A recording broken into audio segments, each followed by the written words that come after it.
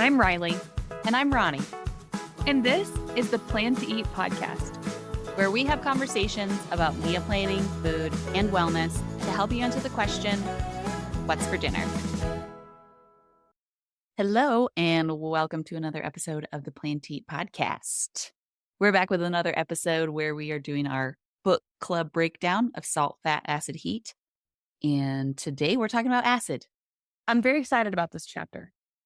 I think this chapter rivals Salt for how geeky I got about it. I really enjoyed Salt. I really liked that chapter, but I might have liked this chapter more just because I think I learned more in it. Acid is, for me, it feels like the forgotten ingredient in so much. And she kind of talks about that in the beginning of the chapter. She talks about like the idea of like American Thanksgiving and how everything is, I don't want to necessarily say bland, but nothing has like an exciting or a bright flavor. Like everything is just kind of like middle of the road, you know? But she said that's why everyone reached for the cranberry sauce, because it gives Yes. punch that nothing else gives. And it's like, when I think about Thanksgiving, it's just very rich. You know, it's like Mm-hmm. a lot of probably a lot more of umami, like a lot of savory. Even dessert gets, pumpkin pie. Like I feel like that's like one of the cheesecake, like things that people eat at Thanksgiving. Yeah. Is at the same level as the side dishes. Mm-hmm. Heavy, deep, it's rich flavor. Yeah. It was interesting. Right after I read this chapter, it was like maybe the next night, we went out to dinner and I had a hamburger at the restaurant that we were at and had sweet potato fries with it. And it's one of those places where they don't like give you condiments for your things because it's like they're trying to be fancy. So they didn't give me ketchup or anything. And I got about halfway through the meal and realized that there was nothing in the meal that was super exciting. And I needed something like ketchup to add that acidic flavor. I don't think that I would have had that connection and if I hadn't just read this chapter, but it was just that realization of like, this food is a little boring without something to just like brighten it up, you know? It's like, for me, I felt like I have felt this way before, but this was the light switch. Like it turned on for me in my mind. Oh, that thing that I lack sometimes is acid. Hmm. I don't realize it. And I am a person who likes acidic foods. Like I really like pickles. I know. I led you into that one. I really like pickles. I really like vinegary things. A Hmm. lot of the recipes she talks about in this chapter, like those are foods that I like. Tomato based sauces. I like lots of lime on my tacos. And so like I lean that way. But I have never, for whatever reason, just it's like a light bulb of, oh, like when something isn't quite right, try acid because Yeah. salt there, the flavor's there. It's just something feels off. And like adding a tablespoon of vinegar to something feels like the most wrong thing you could possibly do. But she says this is the exact right thing to do in a lot of circumstances. Yeah, I've also found it very eye-opening in that regard and would totally agree that I think acid is often a missing component in meals that I make. Maybe there would be like an acidic component in a recipe, or I'm just trying to think of things that are like soups or stews or casseroles, things like that. A lot of times I feel like those are the things where I'm not thinking about the acidic component, whereas if I'm making something like a salad or a vegetable based dish, almost always add an acid to that. You know, if I'm making asparagus or something, it always gets lemon. Yeah, So there's like some things I feel like maybe are more intuitive about this that I didn't realize before reading this chapter. totally. So I've got a summary here if you want me to read it. I'm ready. Acid is salt's alter ego. While salt enhances flavor, acid balances it. Acid offers contrast that heightens our pleasure of food. Pure acid tastes sour, and any food or substance that registers below a 7 on the pH scale is considered an acid. Common sources of acid in cooking are citrus juices, vinegar, wine, tangy condiments like ketchup and hot sauce, tomatoes, olives, and cultured dairy like buttermilk and yogurt, but that is just to name a few. I'm so glad you gave that list. And that was a beautiful summary, by the way. I'm so glad you gave that list at the beginning because I think it's helpful for anyone who's moving through this chapter with us on this podcast to have an idea of what we're talking about instead of just thinking that we're pouring, I don't know, vinegar into something, Or because lemon juice. You always want lemon juice or something. It's not yeah, always lemon juice. right, like pickle juice, like, or, like whatever your mind went to when we said acid. I feel like it was really helpful to get everyone on the same page because there's a lot more things that are acid than like we might immediately think. Yeah, and there's a lot of things in this chapter that she labeled that I had no idea. Chocolate's considered an acid. Beer is considered an acid. What's it called? Cured meats are considered acid. Honey and molasses are considered acid. Caramel. Yes. I was shocked. I did not know caramel was considered an acid. I know. Some of those things were things that were really eye-opening to me. I have something that really blew my mind away. We're gonna get to it, but there was one thing that I was like, "Oh, wow, okay, this totally changes my perspective." So, like fat, acid is one of those ingredients that is a more geographical component of a recipe. So, the geography or maybe specific cooking tradition can kind of guide what acid you would use in a recipe, similar to what we talked about with fat, where certain regions use certain fats specifically. So let's jump into that for just a second because I think that it's helpful to kind of break down like what we mean by that. I also find this part of the chapter one of the most beautiful parts, right?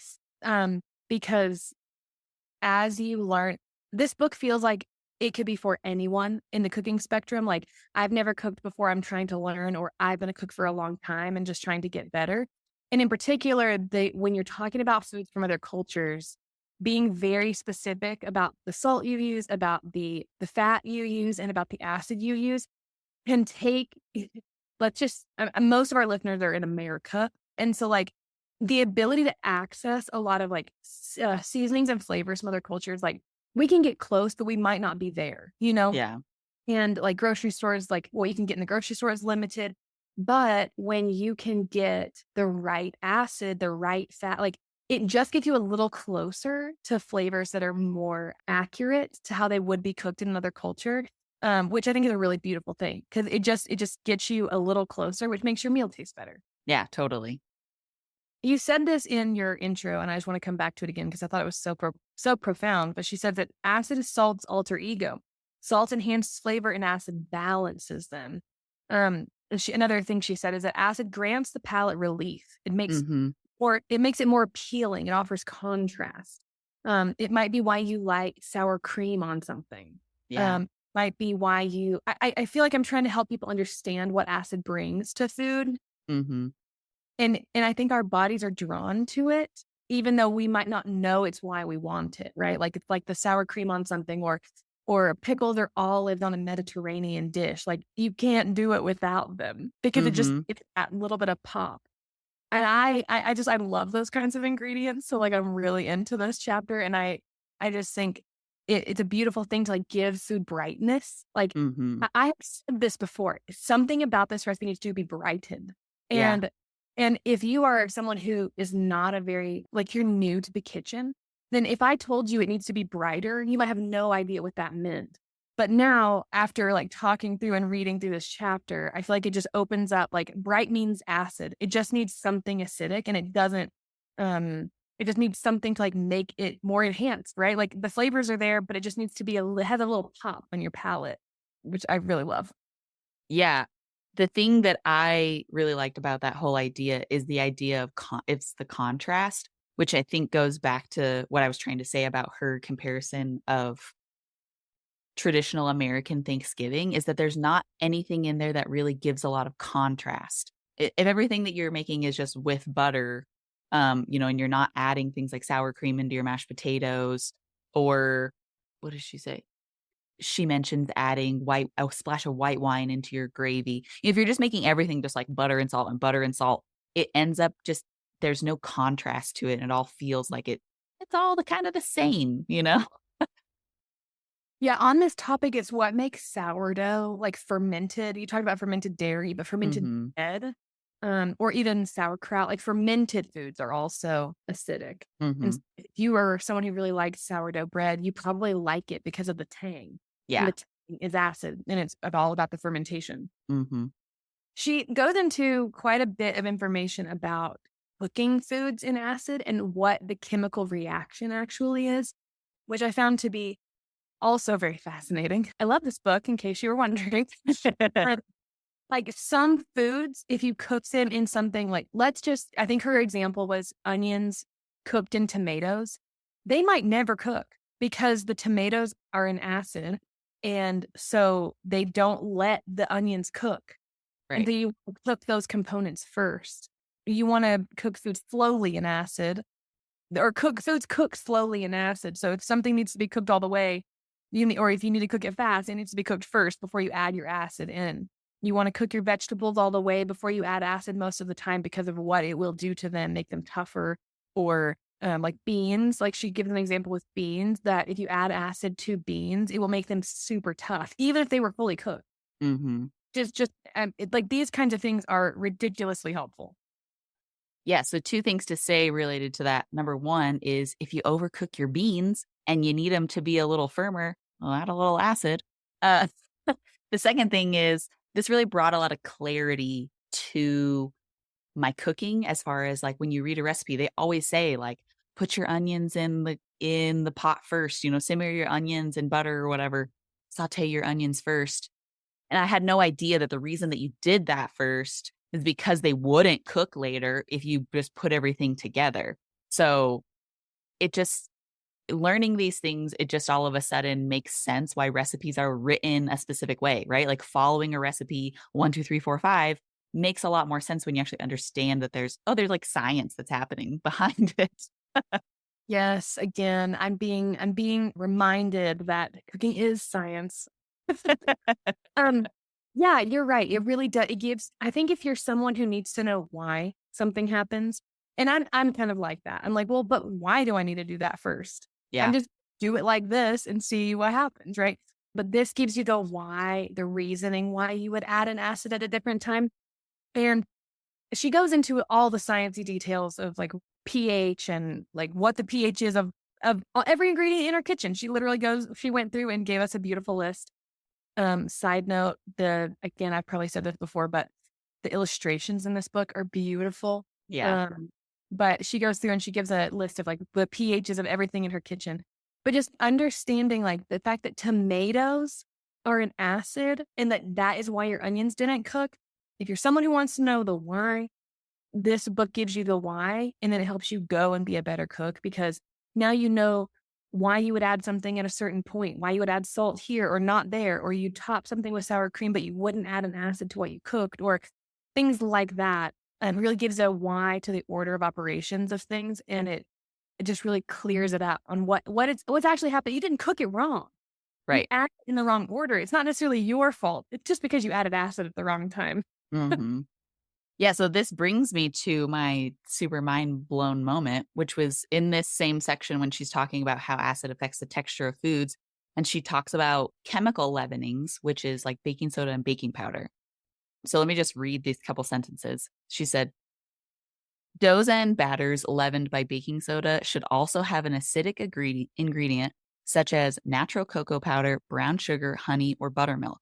Baking powder, on the other hand, already contains powdered tartaric acid and doesn't need an external source of acid to react. Okay, this blew my mind because I always thought that I could just use, okay, specifically, I'm thinking about brown sugar. I always thought in a recipe, I could just, if I didn't have brown sugar, whatever, I can just use regular sugar. Not a big deal. Okay, but I didn't realize that if it was using baking soda, in the recipe and not any baking powder, you really need that brown sugar because now I know molasses is an acid. This totally blew my mind because I definitely have ruined so many, well, quote unquote ruined. I still ate them.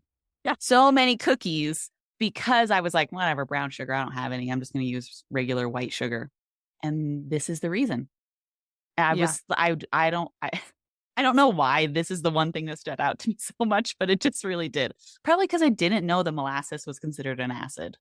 Yeah, or why you wouldn't like, why some recipes call for baking powder and baking soda, Yes. and some only call for one or the other. Yeah.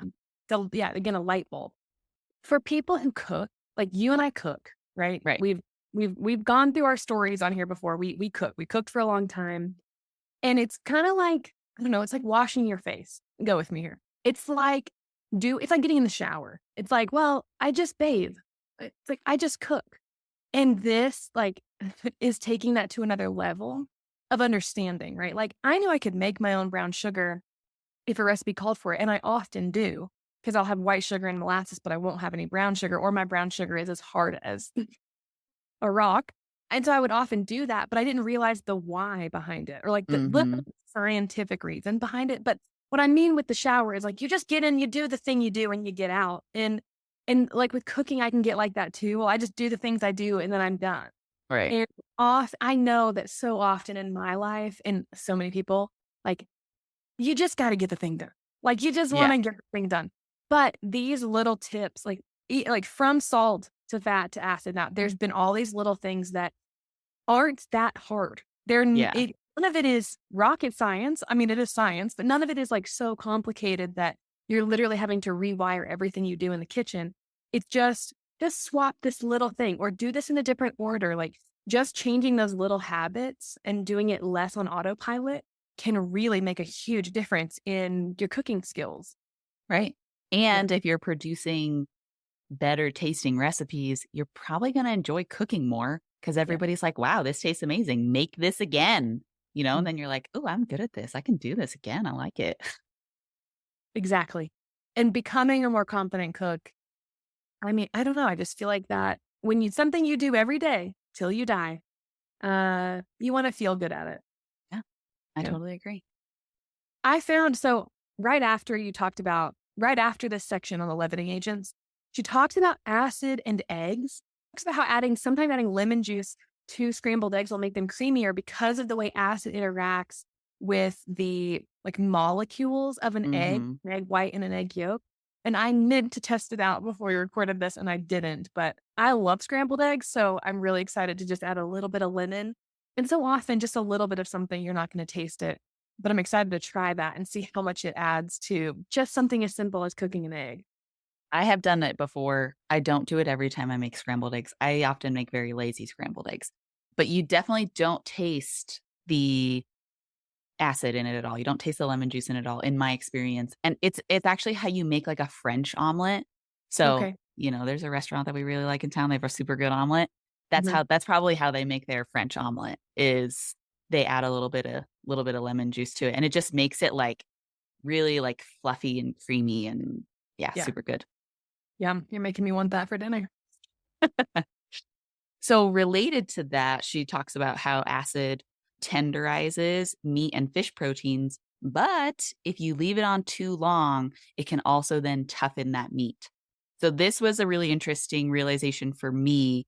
I knew that acid tenderized meat because most marinades, if you make a marinade, you know that most of them include some sort of an acidic component, even if it's not directly like vinegar or lemon juice. A lot of times it's like put some hot sauce in there or put some brown sugar in there Sure. or mustard, yeah. And so I realized that part, but I didn't realize that if it's in contact with the meat for too long, that it can then actually make your meat tough. So that was a really interesting realization to have, and realizing it actually made me it was one of those things that made me just slightly confused, because then I was like, "So is marinating my meat for, like, 24 hours too long? Like, should I be marinating things for only, like, 6 to 12 hours?" Particularly when I'm marinating stuff, I usually don't follow a recipe. I'm just like, "Oh, we did this week. We had stir fry and we were having flank steak with the stir fry, and I was like, "Well, flank steak is always a little chewy and tough, so I'm gonna marinate it the night before." But then I was, like, kinda freaked out, like, "Ooh, is 24 hours too long to leave it in the marinade?" Yeah, I had the exact same concern and thought I might try making my marinade without the acid and then Mm, acid right before cooking and seeing if that made a difference. Because I mean, I don't know. It was something that I also didn't feel like I had a ton of clarity on, because I also will marinate steaks overnight, even chicken, like, just to get yeah, things done. And, like, because I do a lot of prepping ahead. And so, like, yeah. if I've got 20 minutes, I'm gonna throw that chicken in a bag with some marinade and that'll be dinner tomorrow night and I'm good to go. And so I was curious about that too, if the acid needed to come later. Yeah, so my experience this week was that left it in the marinade for about 12 hours, and it was beautiful. It Oh, good. tasted great. So, I don't know if 24 hours would be too long or not, but 12 hours was good for at least Okay. a flank steak, so Good. We'll report back. We'll keep trying this out. yeah. One of the like, just on the topic of meat and marinades, like, the biggest game changer for me has been a meat thermometer from tough for like, in regards to tough meat. Like, just getting it to the exact temperature that you want it to be really has resolved a lot of my tough meat issues, because I often would cook things longer than I meant to because I was afraid that it wasn't done, and I hate taking something off the grill or out of the oven and saying, "Dinner's ready," and cutting into it and it being raw. So, Yeah, yeah, so just on that totally. top meat thermometers are game changers too. Okay, so then she goes into talking about how you can actually acid is the one element in cooking that you can really produce yourself or produce naturally, I guess, through 2 different cooking processes, and one of them is browning foods. So as Riley mentioned in the beginning when we were talking about, different additions that you could have to recipes that would be acid, she mentioned caramel, however people say it, and the browning process is essentially caramelization. Okay, I say caramelization, but I say caramel. Okay, yeah. Okay, let's talk about this for a second. I think it's geographical for sure. Oh, yeah. I get really confused on the air quotes right way to say it. But yeah, So, I don't necessarily say caramelization. Maybe I say caramelization, but I just said caramelization. So, okay, listeners, I'm gonna put up a reel and you guys get to vote and tell us, do you say caramel or caramel? yeah. I'm gonna say all of the people from the Midwest and the North section of the United States say caramel. And everyone in the South. Everyone in the South says caramel. It is spelled Caramel, but it's Yeah, fine. what? Caramel. Yeah. The rules don't Uh, apply to every word. It's fine. Just keep yeah. going. It's one of those words, pecan. No, Which it's one is it? definitely not pecan. It's pecan. Okay. I'm not gonna. That one you can't. Anyways, so there's the chemical reaction that happens when you brown the sugars of food, and that's caramelization. And it creates, I said caramelization that time, and it creates an acidic component in your food. The other one, which Riley also mentioned earlier, is fermentation. So this is why beer and alcohol considered acidic ingredients. It's why, you know, if you make your own sauerkraut or something, that's an acidic component. And then also cultured dairy, like we mentioned, and fermented breads like sourdough. On this topic, I just want to point out, like, when I've eaten, like, ice cream with caramel on it, or Hmm. I just said caramel, yikes. Now I don't know. If you eat a dessert with caramel, I can't even say it anymore. You don't necessarily think, like, "Oh, this is an acid."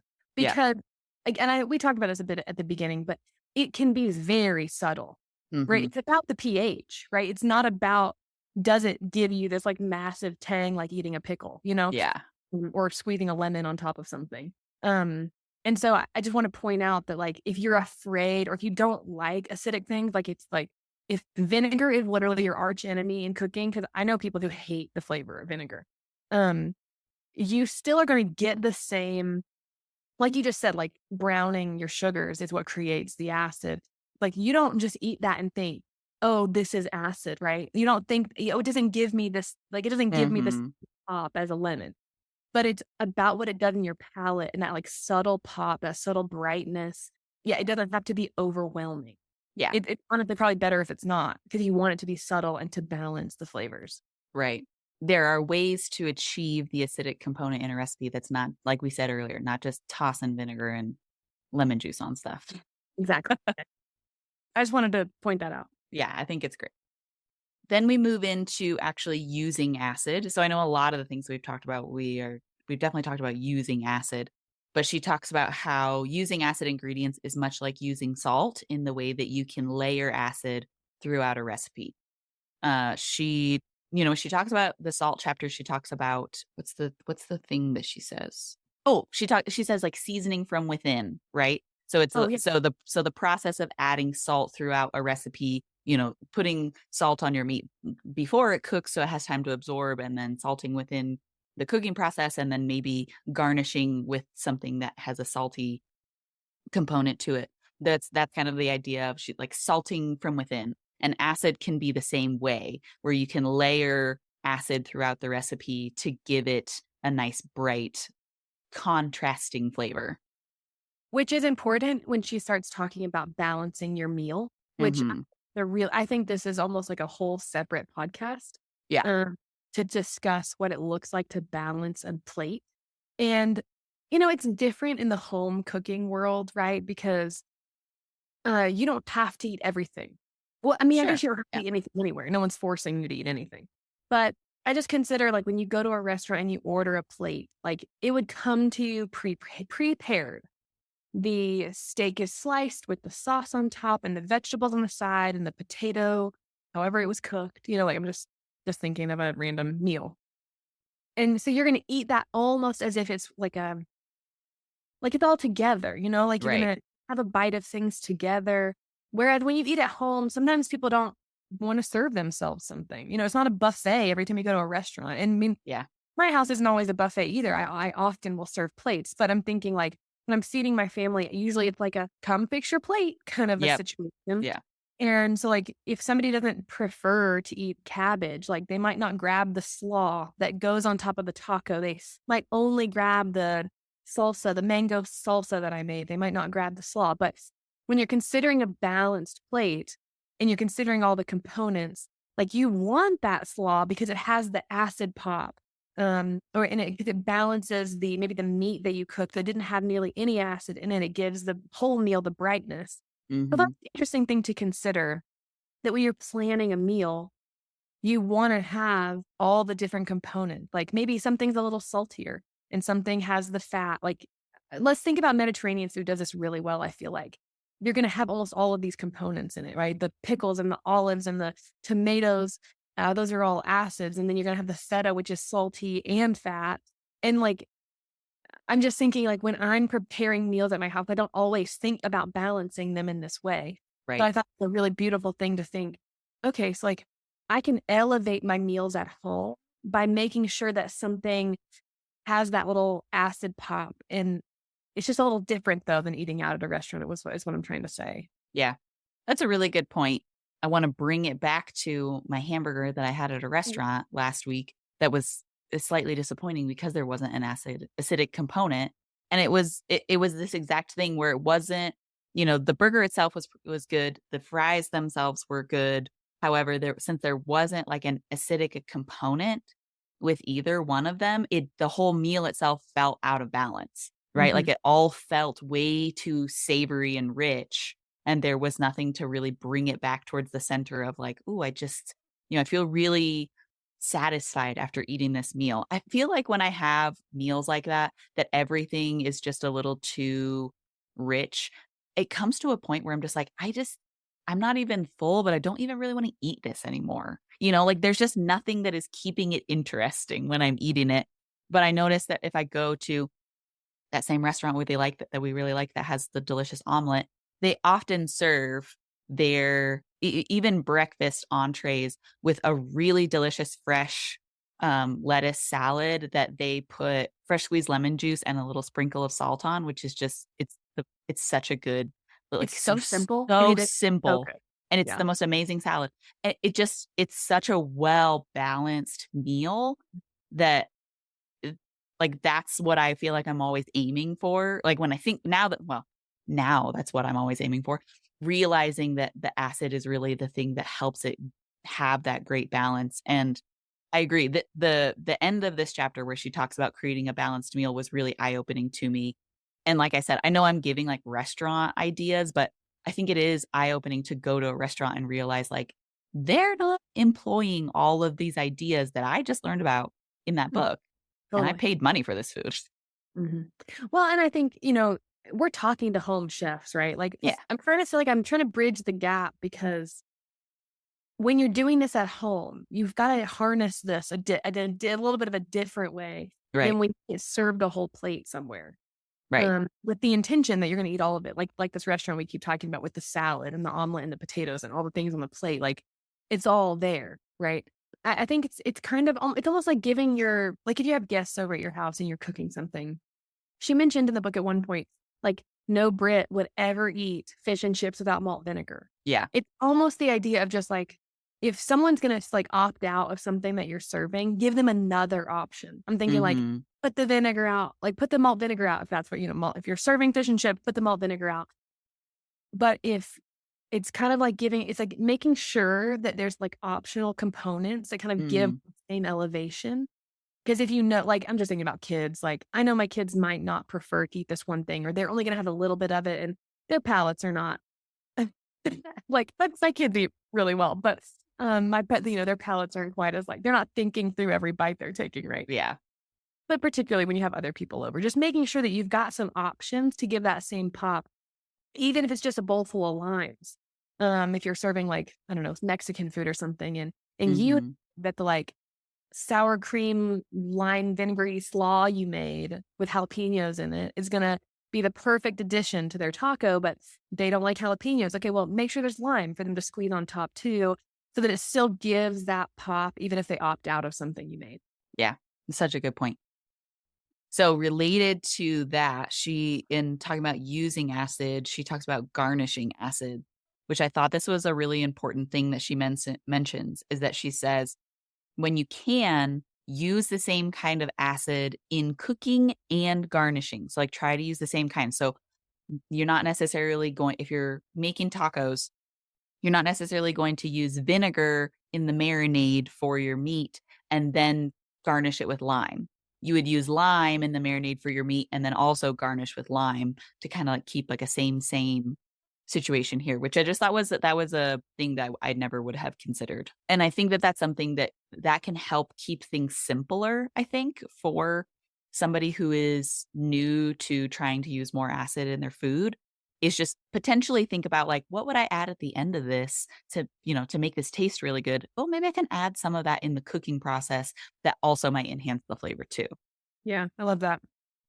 She moved into a section on improvising with salt, fat, and acid, which I thought was a really beautiful way to tie these first 3 chapters together. Yep. She says, "Play to each element's strengths. Use salt to enhance flavor, fat to carry flavor, and acid to balance flavor." Mhm. Um, she also says that if the thought of improvising cooking scares you, just take it really slow, Yeah. which I think is something you and I talk a lot about improvising meals, improvising recipes, and I know that can be highly intimidating to people who don't cook.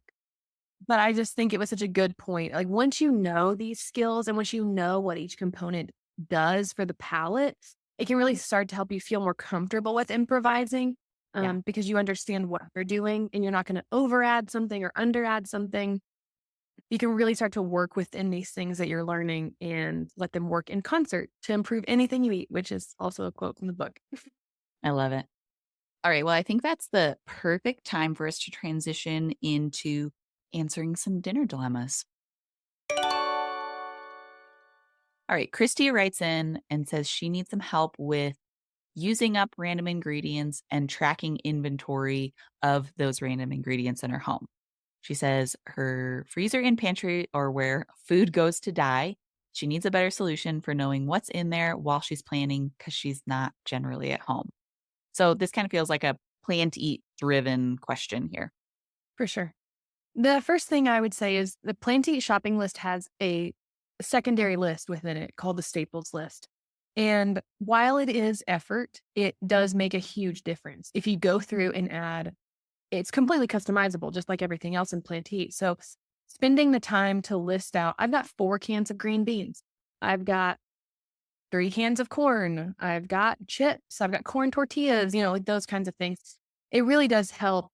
And if you can do that once a month or something to kind of keep a stock, it it'll save you a lot of time in the long run.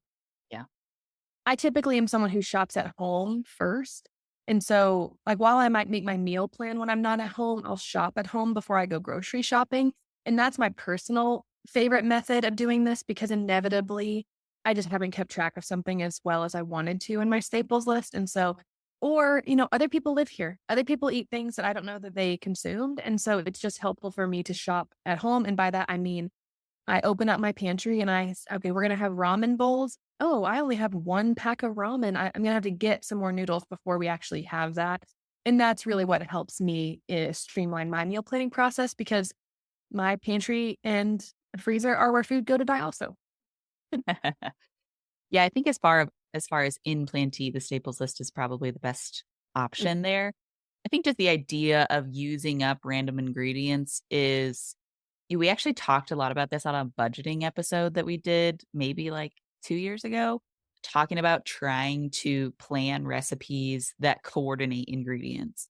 So I know a lot of times people talk about something like cilantro. Cilantro is the thing that like I use it in one recipe and then I never use it for the rest of the week and then it's bad. And luckily cilantro only costs like $1, but I understand it's still frustrating enough to throw it away. So I think just that idea of trying to coordinate recipes and maybe particularly when it comes to seasonings or like aromatic, flavorful ingredients, you could stick with similar cuisine for multiple nights in a row. So, like maybe you have Mexican 2 nights in a row, and that would allow you to use up some of those things. But it doesn't necessarily have to be because I can think of a lot of like Asian style recipes that would use cilantro. Would you like cilantro and also like jalapenos or something like you would use in a Mexican dish?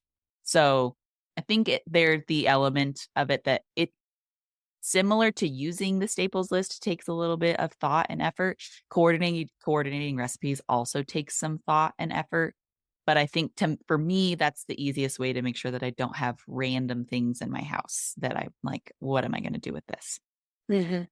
I mean, this sounds silly, but I mean, well, you can do this in Plant-Eat, it's actually not silly. You can search by ingredients, and so you could say you can search by cilantro and jalapenos and see what other recipes pop up, and that can be really helpful in using up what you have at home, or I often go into the meal planning process with some stragglers from the week before, straggler ingredients, and so sometimes I'll use that option of searching by ingredients to see, "Okay, I wanna use this angel hair cabbage, like, what else can I do with it?" Another thought that I had for her, and I know she says she's not at home when she's planning, but in order like, the best way that I can go about not letting things die in my freezer is taking often it'll be, like, my week where I'm trying to budget. Like, the week where I'm like, "I have spent too much money on groceries this month. We're gonna rummage." That's kinda what I say. Um, I will plan my meals around what I have in my freezer, and that is Right. actually what we're doing this week, so it's easy for me to, like, come up with this idea because I've got a big thing going on this weekend. I've got a lot of prep to do, and I just haven't gotten to the grocery store. And I also don't want to spend money on groceries. And so I'm thinking, okay, I know I've got green chili frozen in my freezer. So tonight we're going to have chilaquiles, which is like basically Mexican nachos, topped with eggs and green chili. And then last night I had frozen some homemade spaghetti sauce. And so I just like created, like, I just pulled it out of the freezer, thawed it out. We had spaghetti. I think my girls had I had leftover, also had leftover ravioli noodles. My girls had ravioli and I had looked like spaghetti. And then the night before that, we had breakfast for dinner because I always have breakfast for dinner ingredients at home. And I know that this person is not usually at home, but if there is a space where you can look into your freezer and say, oh man, I've got all these stir fry vegetables. Like I bought too many one time. And now I've got a whole bag of pre chopped frozen stir fry vegetables. Perfect week to have stir fry. Oh, I've also got frozen chicken. Like that meal is then immediately made and you don't have to Yeah. buy anything. Like maybe a sauce packet, maybe some rice if you don't have any, but if you've got a pantry full of stuff, I'm gonna guess you've got rice, and then you've immediately got a meal that you don't have to pay anything extra for. Yeah. It's awesome. I think too, I know that Christy here mentions her freezer and her pantry. I always get stuck on using up random ingredients that are more like fresh ingredients. And the thing that I wanted to mention related to that, if that's something that you struggle with, is making sauces with some of those fresh ingredients. A lot of times, like I said, like cilantro is something that's a culprit. A lot of times, avocados for me, because avocados are always like four for $5. And so I'm like, well, I'll just buy four, even though the recipe that I'm making really only needs one. But so you could make like an avocado cilantro crema or something, that you could then use in a couple recipes throughout the week. So for Yeah. those of you who struggle with those random things, I think sauces are the way to use up some stuff. We often will make too much guacamole, which feels shocking because at times in my life, there's never been an ounce of guacamole left at the bakery, but it'll often become avocado toast the next morning. Or I'll make ranch, like homemade ranch dressing with, and I'll throw in my extra jalapeno, I'll throw in an avocado or cilantro, and then make like like a flavored ranch dressing, which is great for more than just like a salad. You can put that on a lot of stuff. Totally. All right. So this one is from Granny Deb. That's how she listed her name. And she said, I need help using up leftovers and cooking for only two. So similar, I think some similar ideas, maybe to what we just talked about here. I think, so I can tackle the idea of cooking for only for two because that's what I cook for. I think cooking for only two, number one, if you're using plan to eat, definitely scaling recipes so that you're not making a whole bundle of food. We talked about this a little bit. Was it the last one or the one before where we talked about cooking for one? So cooking for two and cooking for one, to me, I feel like there are a lot of similar tips. But if you do make a bunch of leftovers, my advice is to freeze some of them immediately. So that way you're not eating leftovers for 5 days in a row. And you're also not getting to day 4 of your leftovers and being like, we're so tired of this. And then the leftovers are kind of icky and you don't want to put them in the freezer at that point. So I think it's better to put them in the freezer. You can always take them out 5 days later if you're still loving this recipe and eat it then. So I think that's both cooking for two and using up leftovers. If you have leftovers that are just super random, maybe it's only, there's two of you, but like, oh, this really only is going to serve one of us and it's kind of random. You can definitely add certain things to another recipe. So I'm thinking like I made some sauteed vegetables the other night and what was left over was not enough to make another meal. It wasn't even really enough to like have in lunch the next day. But I took those sauteed vegetables and then I put them into a stir fry that already had other vegetables in it too. So it kind of repurposed them in that sort of a way. That's what I got off the top of my head. I think let's talk through some things here so that Deb can have some ideas. Cause I'm thinking, like you just said with this, or adding your vegetables to another thing to make a totally different meal. Using up leftovers, like you just said, the freezer is amazing. But I'm thinking like I make this pot roast and this sounds crazy, but the leftover pot roast I turn into Philly cheesesteak sandwiches. Mm, And so I take the meat, shred it up. I saute peppers peppers, onions, and mushrooms, add cheese, put it on a hoagie roll, and it's great. Like the flavor of the meat is great. And then you just kind of elevate it with the other things, like we like the pot roast as is, but we kind of repurpose mhm. it. And repurposing your leftovers can help you use them up a little better, which is what you were already saying. Taking things like leftover taco meat and taco vegetables, like you could make that into like a Mexican breakfast frittata. And then it's like you've already done half the work on it, because those things are already prepared. Using up leftovers can be hard. I think scaling recipes, like you already said, will help you have less leftovers if you're already struggling. Cause I know a lot of people don't like to eat leftovers, which is why I'm Right. thinking let's give her some ideas for what to do with the leftovers that are not just reheat and eat. Yeah. Well, so actually, this is bringing up an interesting idea for me that I think both you and I are like skirting around the idea of we're talking about using up leftovers that are more ingredient style leftovers. We're Totally. not, we're not talking about like, I made a pasta bake and how do I use these leftovers? And so I think that could be, if you're somebody who typically makes a recipe that's like a casserole or like a full on everything's already mixed together in the recipe, maybe part of what you do is transition a little bit to more the ingredient style of cooking where it's like you make something like a roast and roasted vegetables and those can be repurposed into different recipes in different ways rather than like I made hamburger helper, how do I repurpose hamburger? Totally. Yeah, you're right. You're right, because those things you can't really repurpose a lasagna. Right. Yeah. Yeah, Yeah. you're right. I think in that way, like the scaling it down so you don't have a tremendous amount of leftovers or freezing them. Those are your number one and number two Yeah. options. But if you're trying to figure out how to use them up differently, like thinking through things like instead of dressing the entire salad, only dress the salad you're eating so Yeah. that then your vegetables hold up better to eat them the next day. Because Yeah. nothing worse than a soggy salad, right? Totally. And so doing a few things like that, just tweaking your habits, like tweaking your methodology, like, "Oh, I always dress the entire salad so that it's perfectly tossed." Okay, well, then maybe just toss a smaller portion so that then your leftovers can be used in a different way. Yeah. Yeah, I like that. SS says coming up with ideas, having the energy to follow through, because sometimes it's easier to grab something quick and is maybe not the best choice. I feel ya. Like, it's sometimes having the energy to cook when you've gotten through a really busy week is really hard. Yeah.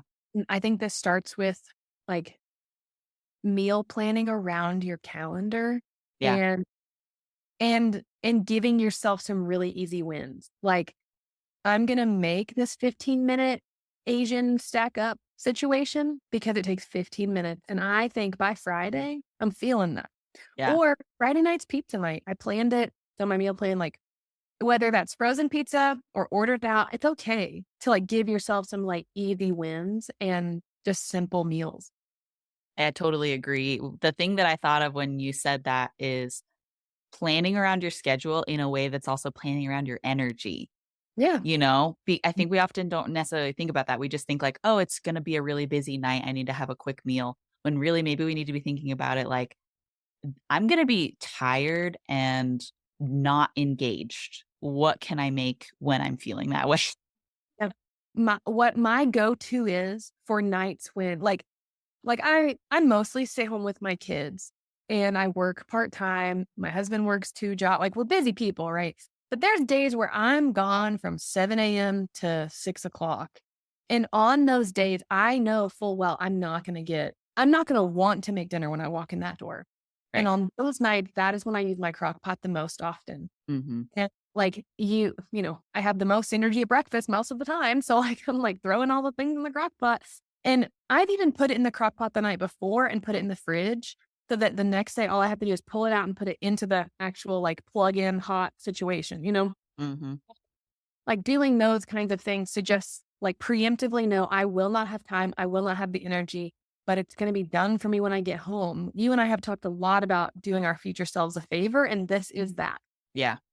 This is exactly that idea. And coming up with ideas, if part of the coming up with ideas is that, your recipe book and Plenty just feels super overwhelming, my suggestion would be to either use your tags and tag recipes that are quick, easy, family favorites, whatever, or put those into your queue in Plan to Eat. So that way you're just filtering through a smaller list of recipes.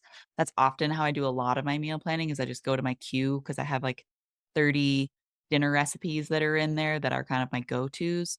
So if it feels overwhelming, I think just shrink the list that you're looking at. Um, and potentially coming up with ideas, if you have other people in your household to ask to help you. I know that sometimes other people cannot always be super helpful with that, but maybe every once in a while somebody will have a really good idea that will help spark a good recipe. Yeah. I know when I ask, sometimes people in my house are like, "Well, I don't know what I'm gonna wanna eat that day." And I'm like, "Well, Right. I have to know what we're gonna eat that day because I need to be prepared." Yeah. You know?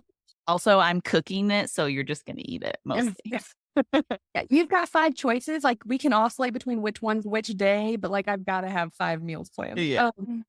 Yeah, another thing I do here, I know we've talked about this before, asking friends for ideas, asking them what they're eating that week or what they ate Yeah. last week. Another thing that I do is if I import a new recipe or if someone gives like, I have friends who just send me things and they're like, "This is so good, make this." I will add it to my planner for the next week. Yeah. And so I almost do that mindlessly. And sometimes, I mean, I'm not, it doesn't always work where I'm like, yes, I'm definitely going to make this. But sometimes it just gives me that direction of like, oh, I thought about making that. Well, I don't have time to make that this week, but maybe I'll make it next week. Yeah.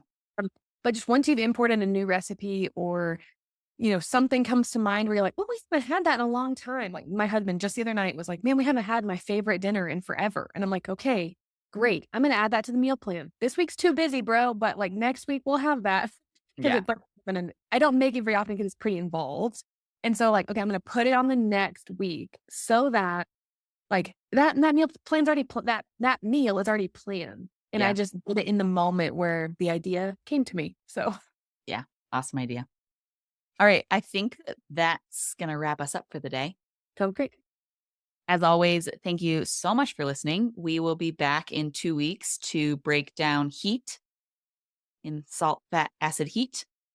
So if you're reading along with us, make sure you read the heat chapter.